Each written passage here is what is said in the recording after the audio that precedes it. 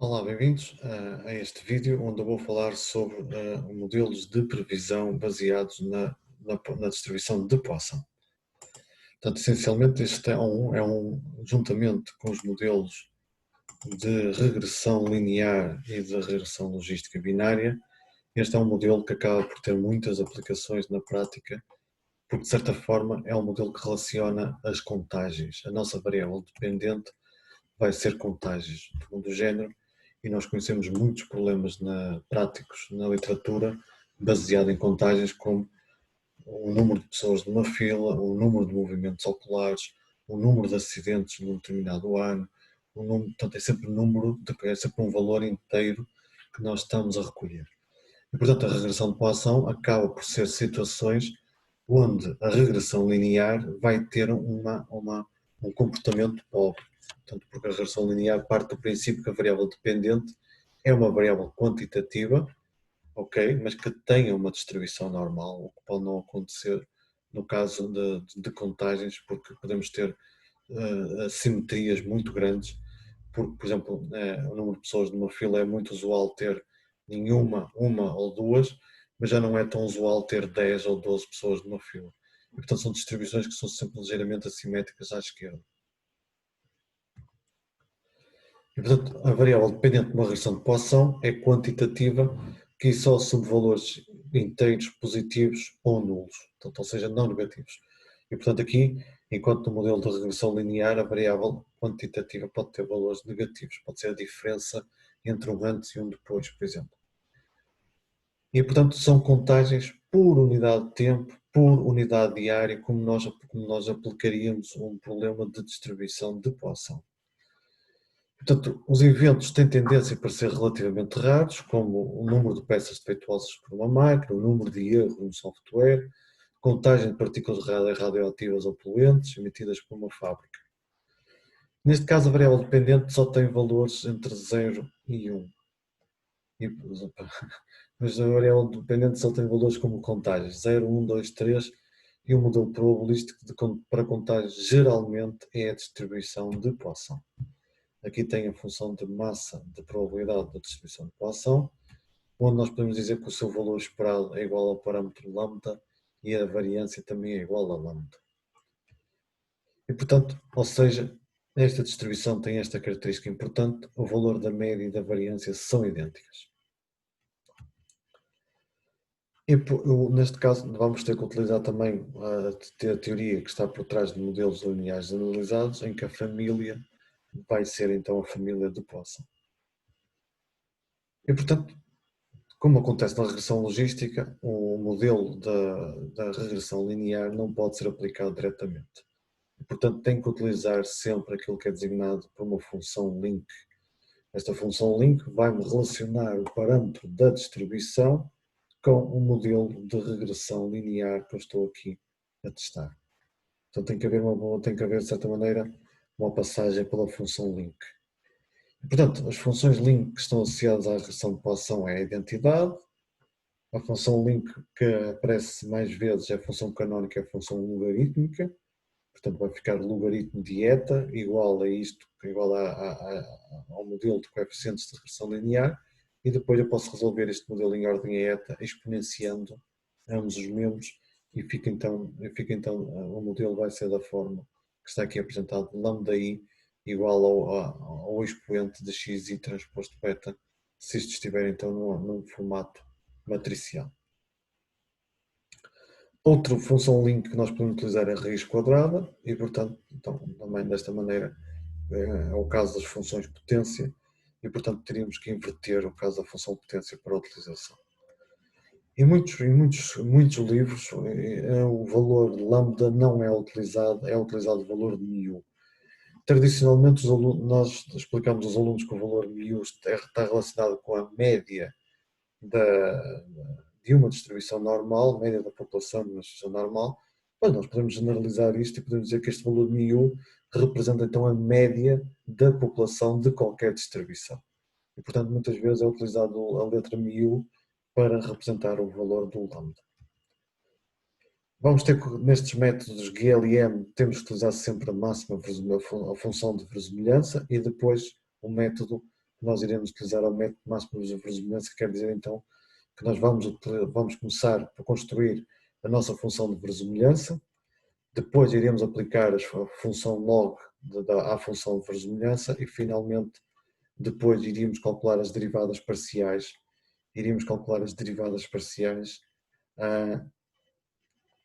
e igualar a zero, tendo o cuidado de verificar que as segundas derivadas não são todas positivas e, portanto, garantimos então que iríamos encontrar os valores dos coeficientes para este tipo de modelo. Claro que este sistema não tem uma solução analítica e, portanto, numa notação matricial encontramos então aqui a nossa equação score para a regressão de Poisson, que depois então através de processos iterativos, como o método IRLS, irá então encontrar os estimadores para os parâmetros beta. Portanto, de certa maneira, este modelo, do ponto de vista conceptual, não é muito diferente da regressão logística. Chamo aqui só fazer aqui um pequeno parênteses. Os modelos lineares generalizados também podiam ser aplicados à distribuição normal. Não era necessário, portanto, o modelo linear é um caso particular da GLM, dos modelos lineares generalizados. Quer dizer então que nós podíamos utilizar também uma GLM, em que nós dizíamos a família iria ser gaussiana, portanto a família da distribuição normal, e a função link mais utilizada era a função identidade. E portanto estes resultados da função GLM iriam ser idênticos aos resultados obtidos pelo método dos mínimos quadrados, por exemplo, que é o método que está associado à função LM. Então vamos ver aqui o primeiro exemplo. O número de partículas poluentes emitidas por um reator depende do tipo de combustível usado.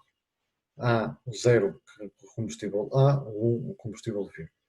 Da quantidade utilizada em toneladas e do número de horas que esteve em funcionamento.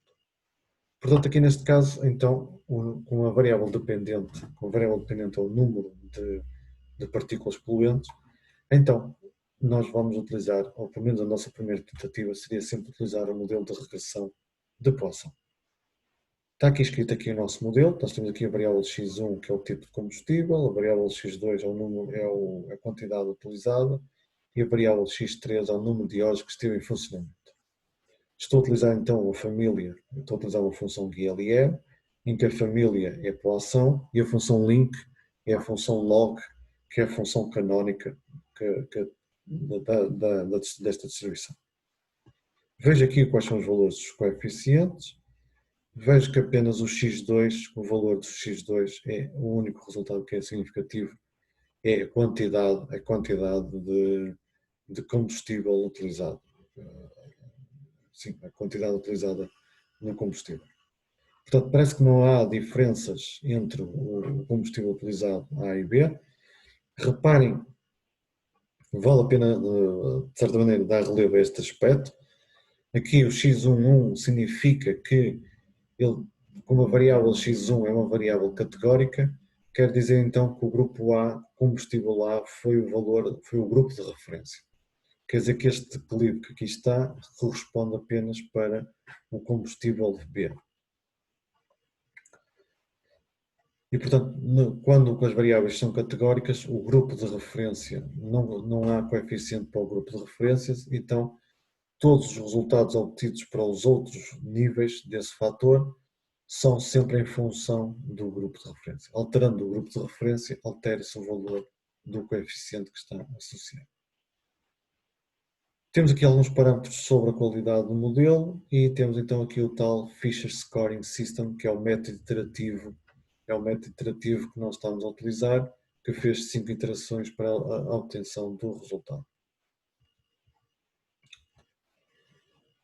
E, portanto, toda a parte que foi apresentada sobre a inferência estatística para a regressão logística é semelhante à regressão de Poisson. Portanto, de certa maneira, do ponto de vista conceptual, não é muito diferente. O que muda é a particularidade de ser um modelo de regressão de Bernoulli, de ser a distribuição de Bernoulli ou a distribuição binomial, e aqui neste caso é a distribuição de Poisson. Portanto, o próximo ponto é testar se os coeficientes são iguais a zero ou diferentes de zero. e os intervalos de confiança são os mesmos apresentados no vídeo ou nos PDFs relacionados com a regressão logística. Como a função link não é a função logit, logo na regressão de população não se pode utilizar odds ratio ou R's, mas prova-se que é possível utilizar uma medida de RR, ou seja, de risco relativo, desde que a função link seja a função logarítmica. E, portanto, nós podemos obter umas estimativas para as funções RR à custa da exponenciação do coeficiente BI. Neste caso, então, o valor de BI, portanto, o ESP de 0 é igual a 1 e, portanto, o teste de hipótese anterior transforma-se para um teste de hipótese deste género, em que eu vou testar se o valor é igual a 1 ou se o valor é diferente de 1. Se for igual a 1, significa então que o risco é idêntico para o grupo, é idêntico para o grupo, para o grupo que está a ser analisado em função do grupo de referência. Se o valor for diferente de 0, então podemos falar, se for um valor positivo, podemos falar de fatores de risco, se for um valor negativo, podemos falar de fatores de proteção. Para a comparação de modelos, nós podemos utilizar os seguintes métodos. Podemos utilizar o rácio da verosimilhança, que é o Likelihood Ratio Test. Podemos calcular o teste de ajustamento ao desvio, Goodness of Fit with Deviance. E podemos utilizar aqueles dois critérios, o AIC e o BIC, para ver então, para comparar essencialmente com o modelo só com a constante, se o nosso modelo proposto é ou não muito melhor, ou é relativamente melhor do que o modelo só com a constante. E, portanto, o teste do rácio de verosimilhança, então, ele calcula à custa do full model, o FM é full model, que é o modelo proposto, o RM é reduce model, que é o modelo reduzido, e então, através deste rácio de verosimilhanças, ele vai calcular se o resultado é significativo ou não, sabendo então que nós temos aqui uma distribuição Q². Quanto menor for o valor, melhor é o modelo proposto. Neste caso, então, quanto menor for o valor, incluindo valores negativos, melhor é o ajustamento ao modelo. No caso do teste do Goodness of Fit para o desvio, em vez de ser o cálculo agora, vai ser um rácio de verosimilhanças entre o modelo saturado, ou seja, em um modelo em que tem tantos parâmetros quanto a dimensão da amostra. Portanto, é um modelo que explica tudo. Portanto, é o melhor modelo possível. É um modelo que explica tudo contra o full model, que é então o modelo saturado. O modelo do full model é então o modelo proposto. E, portanto, um pequeno desvio significa que os dados podem ser ajustados pelo modelo proposto. Um grande desvio significa ao contrário. Um pequeno desvio quer dizer então que este full model se aproxima do modelo saturado e, portanto, então, o valor vai ser próximo de 1. Se a diferença pelos seus graus de liberdade for muito superior a 1, então o modelo não é adequado aos dados e, portanto, quer dizer que existe provavelmente sobredispersão dos resultados. É possível ter uma medida do R² para avaliar a qualidade de ajustamento e então eu posso calcular entre o valor saturado e o valor, de certa maneira, o valor saturado e o valor nulo. Aqui eu não sei se isto era saturated. Até o desvio. Sim, ok. Portanto, este valor, olhando aqui para as fórmulas, ou seja, olhar aqui para as fórmulas, consegue então ver então que no numerador é o desvio entre o valor, entre o modelo saturado e o modelo proposto, e este D0 há de ser então entre o modelo nulo e o modelo saturado. Portanto, vai ser o desvio provocado por estas duas quantidades. Portanto, o seu complementar dá-nos uma medida do R². Sim, está correto. O teste de ajustamento verifica então quando eu comparo só com o modelo da constante que o modelo proposto é significativamente melhor. O valor do R² é 0,518, que está ainda um pouco longe do modelo perfeito, que seria o modelo 1, e quer dizer então que o grau de semelhança entre o modelo proposto e o modelo saturado anda à volta de 51,8%. A avaliação dos pressupostos parte pela análise dos resíduos, novamente, os resíduos não se podem calcular os valores dos resíduos absolutos. Aqui a fórmula não está correta. Podemos ver aqui que a fórmula é para a regressão logística, n vezes P, que é o valor esperado de uma distribuição binomial. Aqui devia ser lambda I menos YI menos lambda I. Aqui já está correto, aqui já está com a formulação correta da regressão de Poisson. E, portanto, passa-se por calcular de diversos tipos de resíduos. Portanto, o R tem vários tipos de resíduos que nós podemos calcular, desde o resíduo baseado na função de desvio, que é a função de verossimilhança, passando pelos resíduos de Pearson. Podemos calcular os pontos da alavancagem, que estão muito mais relacionados com as variáveis independentes, e podemos calcular os valores standardizados dos resíduos anteriores. E, portanto, o que nós queremos demonstrar é que os nossos resíduos têm uma distribuição normal e têm uma variância constante. Aqui não é tão, posso reconhecer que no caso da distribuição normal não é assim tão visível como isso, segue um padrão de respostas próximo da linha, é verdade, mas tem aqui alguns comportamentos estranhos que estão aqui assinalados neste gráfico. Para ver se a homogeneidade da variância é constante, ou seja, se este gráfico dos valores perdidos versus valores resíduos apresenta ou não uma mancha de pontos aleatórios, o próprio software R identifica como os valores problemáticos como sendo 16, 25 e 21, ou seja, valores que têm uma grande influência nos resultados, e depois potencialmente então passaríamos numa segunda fase em que nós iríamos remover estes valores. E, portanto, da análise dos resultados podemos observar a existência de algumas observações preocupantes e, portanto, se nós quiséssemos fazer isto bem feito, teríamos uma fase em que nós teríamos a análise completa, com a base de dados completa, e depois teríamos uma segunda análise da base de dados removendo estes outliers. Se os valores obtidos nos coeficientes, nos parâmetros de qualidade, forem muito semelhantes entre o modelo completo e o modelo sem outliers, quer dizer então que estes outliers não têm um impacto importante e, portanto, não devem ser removidos. Se os resultados forem muito diferentes, então quer dizer que estes outliers têm um impacto importante e, portanto, a análise deve remover estes resultados. E, portanto, até agora o que nós vimos foi que a unidade de tempo estava fixa, portanto nós não tínhamos um termo chamado offset. Este termo offset vai nos permitir então que, de certa maneira, eu consiga que o número de observações não precise de ter uma unidade de tempo fixa. Se eu conseguir saber qual foi a unidade em que foi medida este número de chamadas, o número de ocorrências, então eu vou conseguir ter um termo offset. Portanto, em muitos casos, em termos práticos, não é possível dizer que vai ser sempre em 5 minutos.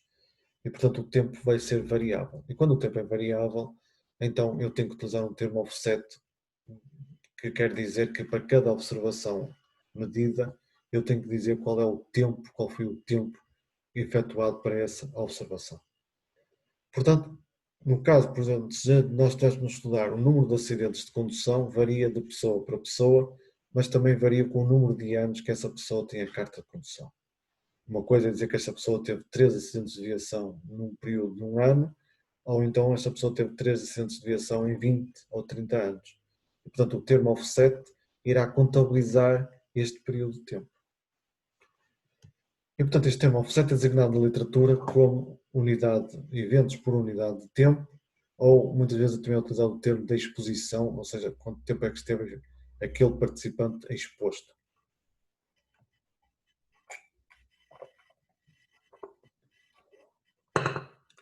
Este termo offset não é algo que esteja só relacionado à distribuição de Poisson. Outras distribuições podem ter parâmetros de offset, partindo sempre do mesmo princípio, que quer dizer então que a exposição que aquele participante teve não foi situações iguais para todos. E, portanto, o termo offset permite contabilizar esse tipo de variabilidade. E, portanto, nós podemos utilizar o termo offset na função de LM e também depende da função link que a gente esteja a utilizar. Porquê? Porque o termo offset geralmente aparece associado à parte da componente linear do modelo e quando nós analisamos este resultado que está aqui, quando nós aplicamos então, se nós tivéssemos aqui o termo só em termos de offset, nós depois não iríamos conseguir utilizar esta relação dos logaritmos, que a diferença acaba por ser então a divisão de A por B. Portanto, tínhamos que ter o cuidado de saber qual era a função link que nós estávamos a utilizar, transformar o nosso offset de acordo com a função link que nós estamos a utilizar, de maneira em que do meu lado direito fique só a componente linear do modelo. Mas eu tenho que ter atenção que no final das contas eu tenho que ter atenção que a componente linear fica completamente isolada do termo do lado direito da equação. E portanto, neste caso, no R, simplesmente ele tem uma função offset programada e temos que dizer então que era o logaritmo da exposição e ele então iria automaticamente fazer isto. A nível de continuação dos resultados, como eu estava a dizer, o termo de offset não é exclusivo à regressão de Poisson, sempre que o tempo da exposição não é igual para todos os participantes, temos ali um termo offset. Na literatura ainda existe uma outra forma de utilizar o offset, que é quando eu quero ter um modelo de regressão com constantes.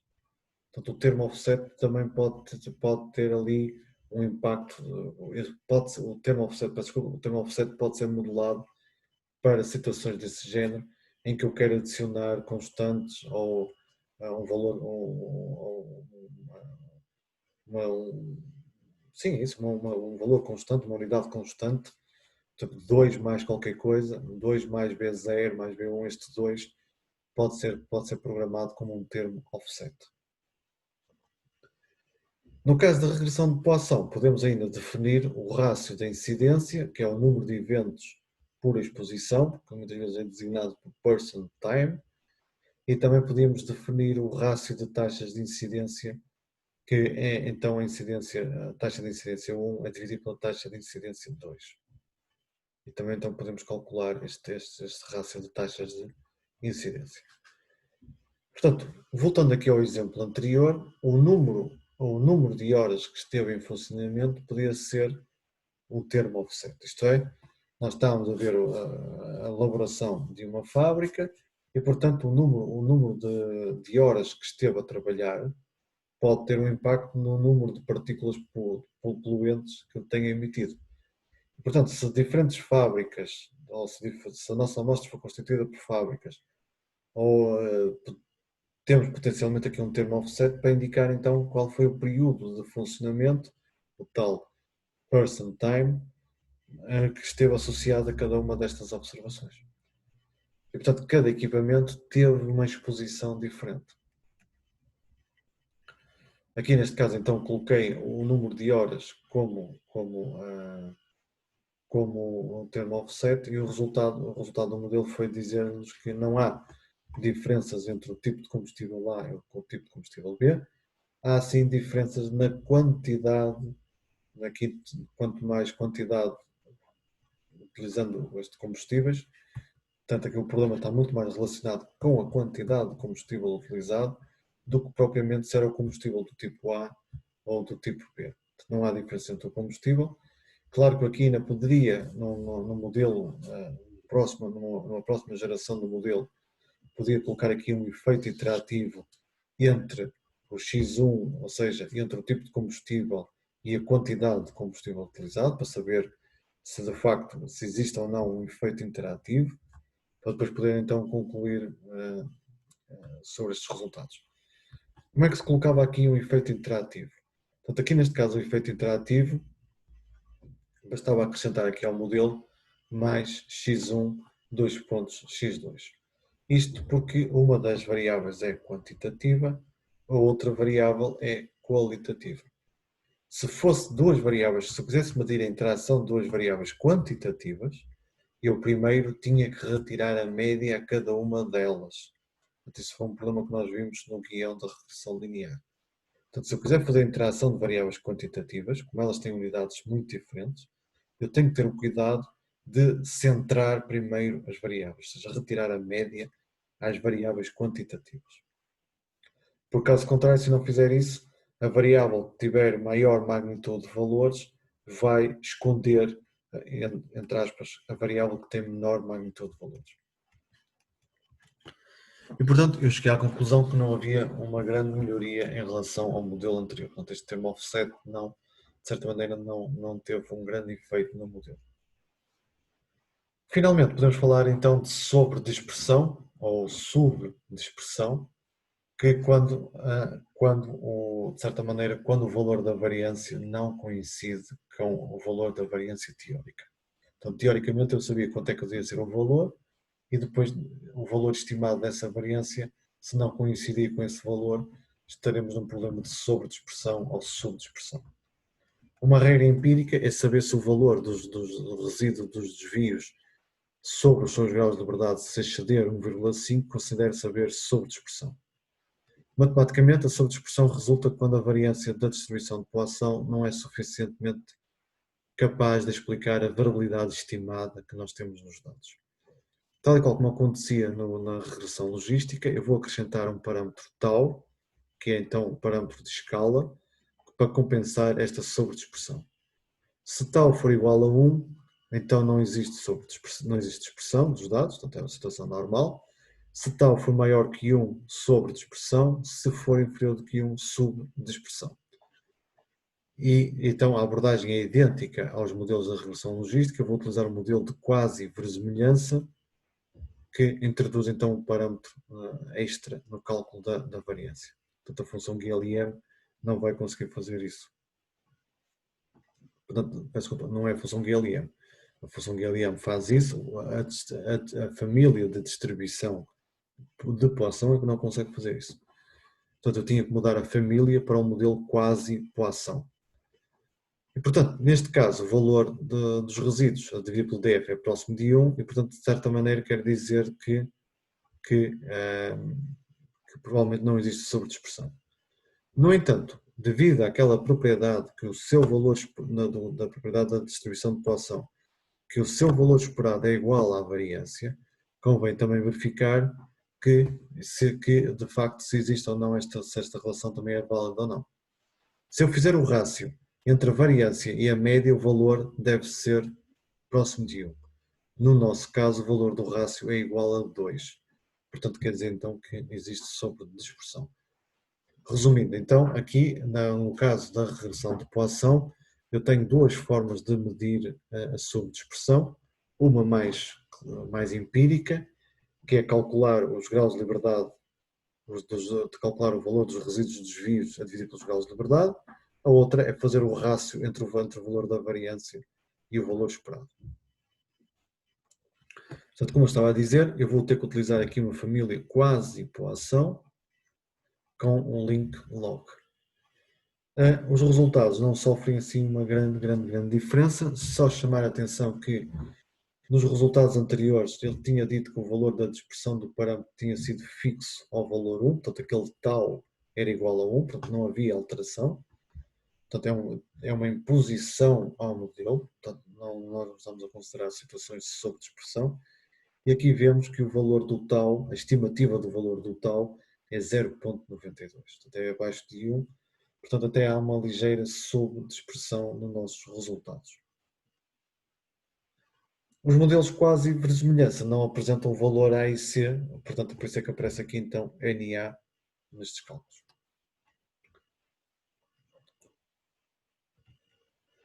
No caso se vocês quiserem saber mais detalhes sobre como é que estes modelos quasi-likelihood são calculados, então sugiro ver o PDF do modelo de regressão logística ou o vídeo sobre a regressão logística, que também está lá explicado estes modelos quasi-likelihood com mais detalhe.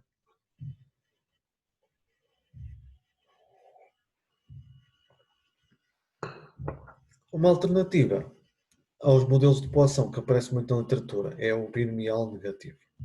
O binomial negativa é, de certa maneira, quem estudou as distribuições de probabilidade sabe que estas distribuições acabam por estar muito próximas umas das outras e impondo certas condições, consegue-se passar de uma distribuição para outra distribuição, ou pelo menos consegue-se fazer uma aproximação de uma distribuição A pela uma distribuição B. Neste caso aqui, quando a variância de y é muito superior ao valor esperado de y, então podemos ter uma regressão binomial negativa. E, portanto, esta distribuição binomial negativa é algo que em termos de probabilidade, é bastante mais complexo que aquelas mais usuais. E, portanto, esta distribuição tem várias fórmulas diferentes de apresentação. Aquela que está no R é K sucessos após R falhas. Mas podíamos ter várias variações desta distribuição binomial negativa, como N tentativas após R falhas, indo até K sucessos dado N tentativas, que é o caso da distribuição binomial.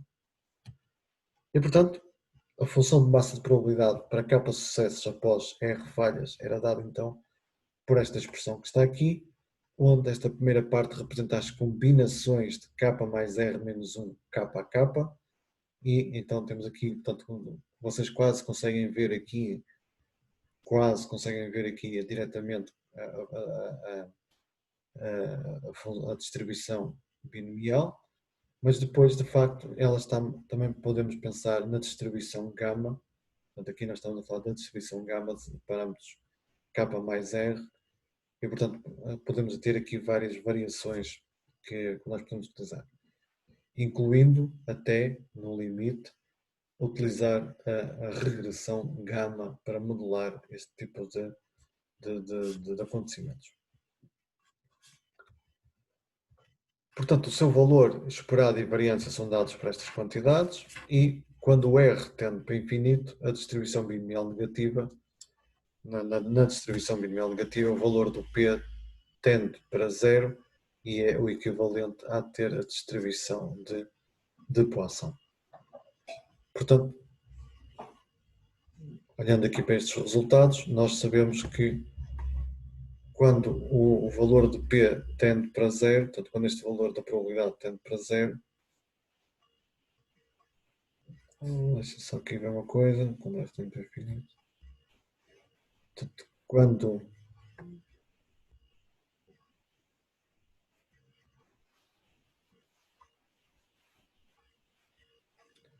sim, portanto, o que eu estava aqui a dizer, portanto, desculpa, quando o R tende para infinito, a distribuição binomial, o valor P, se tender para zero, é o equivalente à distribuição de Poisson, faltou esta parte, que é isso que me estava aqui a faltar, e portanto é possível demonstrar que quando o R tende para infinito, eu vou ter a expressão que corresponde a isto que está aqui, vai equivaler a ter a distribuição de Poisson, em que, de facto, podemos então aplicar a distribuição binomial negativa, sabendo que no limite ela também poderá se transformar numa regressão de Poisson. Um outro caso especial da distribuição binomial negativa é a distribuição geométrica, que é o número de tentativas até obter a primeira falha. Portanto, aqui mostra, de certa maneira, a complexidade que existe entre as diferentes distribuições de probabilidade e como é que nós conseguimos passar de umas para as outras. Então, aqui é um caso que envolve várias distribuições diferentes.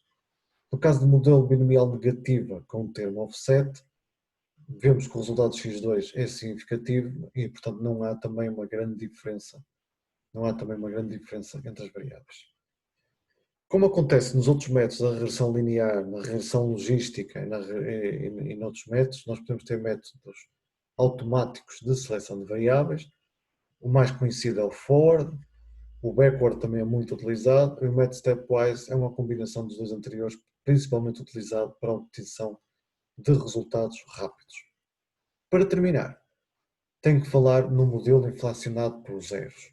Numa regressão de Poisson, portanto, o número de contagens pode ser nula, portanto, o valor zero, E muitas vezes acontece que quando os fenómenos que estão a estudar, a coluna de valor da frequência absoluta de zeros é muito maior do que as outras frequências. Quando isso acontece, nós podemos dizer que estamos no modelo inflacionado por zeros. Um caso que aparece muitas vezes é o número de cigarros fumados, quando existe um grupo de fumadores e não fumadores. O grupo de não fumadores, porque o valor do número de cigarros fumados é zero, irá influenciar o modelo do número de cigarros fumados ser nulo. E, portanto, de certa maneira, quando eu tenho nestes casos, e se eu não quiser fazer uma análise separada para fumadores e para não fumadores, eu vou ter modelos de poação inflacionados por zero. Portanto, designados por Zero Inflated Poisson. Este tipo de modelos vai ser uma combinação de dois modelos. Portanto, vai ser uma espécie de um joint modeling, em que o primeiro modelo tem uma distribuição binária, utilizado para gerar os zeros estruturais, e o segundo modelo tem uma distribuição de Poisson para gerar as contagens, em que alguns casos podem ser também zero. Portanto, vai ser uma mistura destes dois modelos, vai ser um joint modeling. A função de massa-probabilidade é dada aqui por este resultado, em que claramente se pode observar, aqui temos a função de massa de probabilidade do modelo binomial, ou Bernoulli neste caso, que quando o y é igual a zero vai ser este o modelo a ser utilizado. Quando o y é igual a HI, com HI superior a maior ou igual que 1, então vai ser este modelo que nós vamos utilizar. De salientar duas coisas. Em ambos os modelos, eles partilham, e daí o nome Joint Modeling, eles partilham parâmetros. Portanto, estes dois modelos partilham alguns destes parâmetros. Portanto, partilham o parâmetro P e partilham o parâmetro lambda, que faz então a junção destes dois modelos.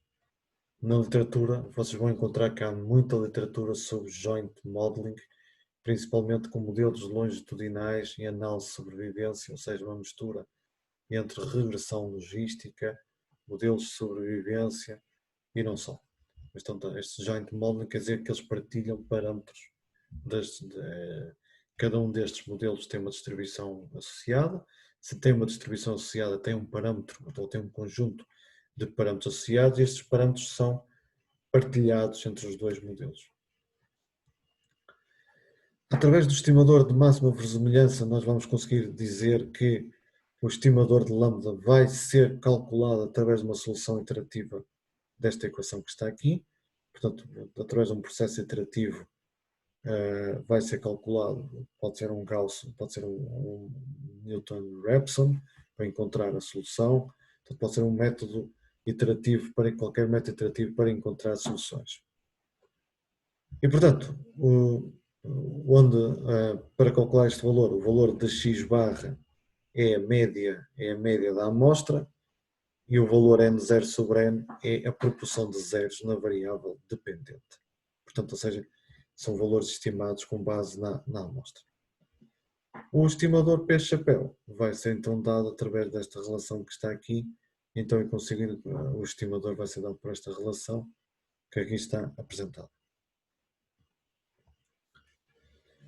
Geralmente, para saber se o nosso modelo é influenciado por zeros ou não, começa-se por calcular o histograma da variável dependente, e no nosso caso nós vemos que o nosso modelo não era muito influenciado pelo valor zero.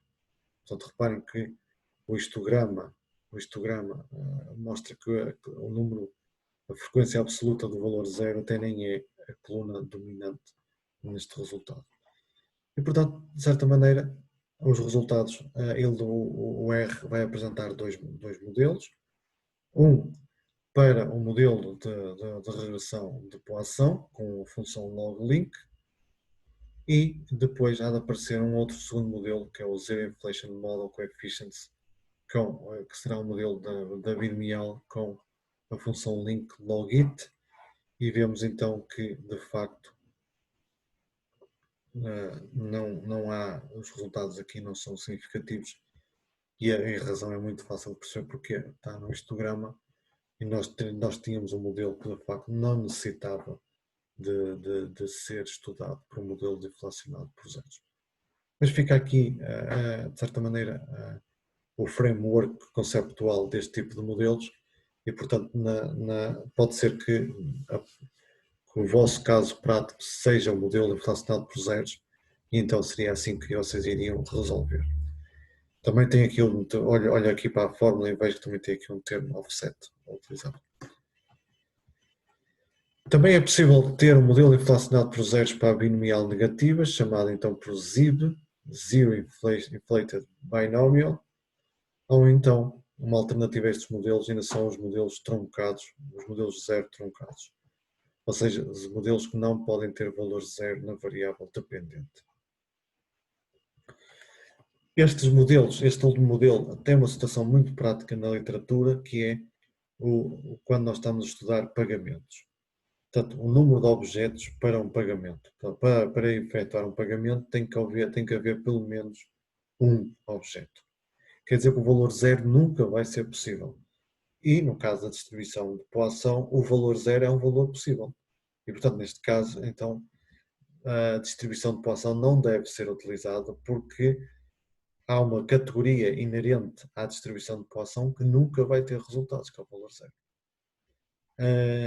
O número de objetos para pagamento, isto acontece muitas vezes para estudar fenómenos de sites, quais são o número de objetos que foram para pagamento, ou até mesmo para efetuar qualquer pagamento, o valor não pode ser zero. Mas aqui estamos a falar da Poisson, portanto, o número de objetos é uma contagem. Podemos então depois ter estes resultados que se encontram, basta procurar no Google que encontram rapidamente estes resultados que estão aqui associados. E pronto. E portanto estes são os conceitos fundamentais na regressão de Poisson. Muito da teoria matemática que está aqui por detrás foi apresentado na regressão logística e portanto que não é muito difícil, se vocês perceberem muito da regressão logística, se vocês perceberem bem, não seria muito difícil obter os resultados similares para a regressão de Poisson.